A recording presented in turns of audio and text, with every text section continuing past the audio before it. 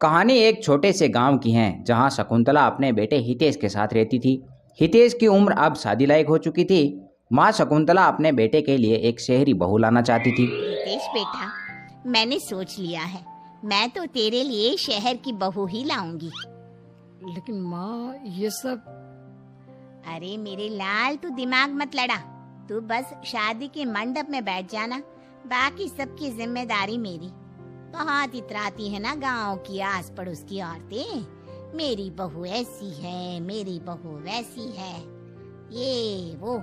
अब देखना अपनी इज्जत को बढ़ाने के लिए कैसे मैं एक शहर की बहू को लाती हूँ घर में। ठीक है माँ, वो बात तो समझ में आई, लेकिन आप एक शहर की बहू लाओगी कहाँ से? अरे कविता है ना, मेरे बचपन की सहेली, वो यहीं पर तो रहती थी, इसी गांव में। लेकिन जब वो 20 बरस की हो गई तब उसके पिताजी को बड़ी नौकरी का बुलावा आया और वो शहर चली गई। उसी की बेटी है मानवी, उसके साथ तेरा ब्याह होगा। मैंने तो बात भी कर ली है और कल शगुन भी भेजूंगी। बचपन की दोनों सहेलियां मिलकर अपनी पुरानी दोस्ती को रिश्तेदारी में बदल देती हैं और इस तरह हितेश की शादी मानवी से हो जाती है। शादी के बाद पड़ोस की औरतें नई बहू की मुंह दिखाई के लिए इकट्ठी होती हैं। चल बहू, अब ना तो अपना ये घूंघट जो है ना उसे ओढ़ ले और अपने मुंह को छुपा ले। छुपाऊं? लेकिन क्यों? मीन विन कुछ नहीं बेटा, तू वैसा कर जो मैं तुझसे कहती हूँ। अरे अगर तेरा चेहरा नहीं छुपाएगी तो कैसे करेंगे मुंह दिखाई है? शकुंतला अपनी बहू को हल्के घूंघट में सभी के सामने लेकर आती हैं। मानवी का चेहरा देखकर सभी औरतें आश्चर्यचकित रह जाती हैं क्योंकि मानवी दिखने में बहुत ज्यादा सुंदर थी। अरे वाह वाह, क्या बहू लाई हो शकुंतला बहन, एकदम कोहिनूर। हाय, किसी की नजर ना लगे इस कमल से चेहरे को। वाकई में तू बड़ी भाग्यशाली है शकुंतला, जो तेरे घर में एक शहर की बहू आई है।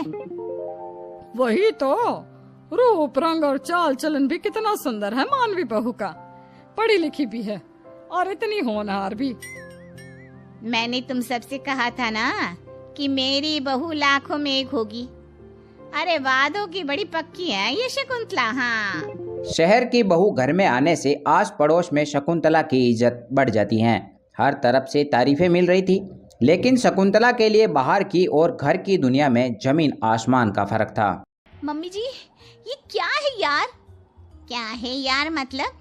मैं क्या तेरी यार हूँ क्या? है तमीज वमीज कुछ सिखाई नहीं क्या कविता ने तुझे? आई डोंट नो, आप मॉम को ही फोन करके पूछ लो ना। और वैसे भी आई डोंट थिंक कि मुझे तमीज नाम का कोई सब्जेक्ट था। ओफो, अरे तमीज मतलब मैनर्स, वैल्यूज। ओ अच्छा, ऐसी बात है क्या? खैर ये सब छोड़िए। देखिए, मुझे ना अब कुछ अच्छा नहीं लग रहा है।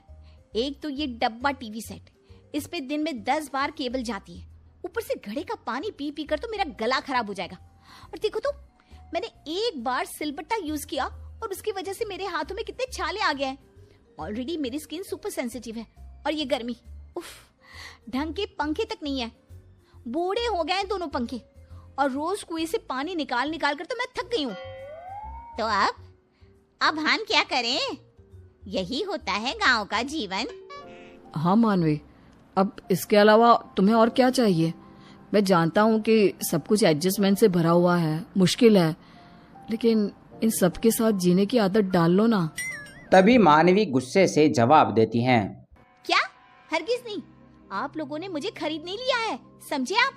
देखो रितेश और मम्मी जी, आप भी, मुझे घर का रेनोवेशन करना है। इस ईंट पत्थर के घर को संगे मरमर का शीश महल बनाना है।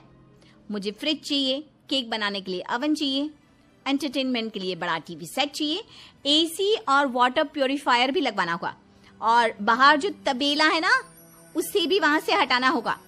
अगर हम ये सब नहीं बदलेंगे तो गांव कभी नहीं बदलेगा। मानवी की शर्तें सुनकर शकुंतला और हितेश के चेहरे का रंग फीका पड़ जाता है।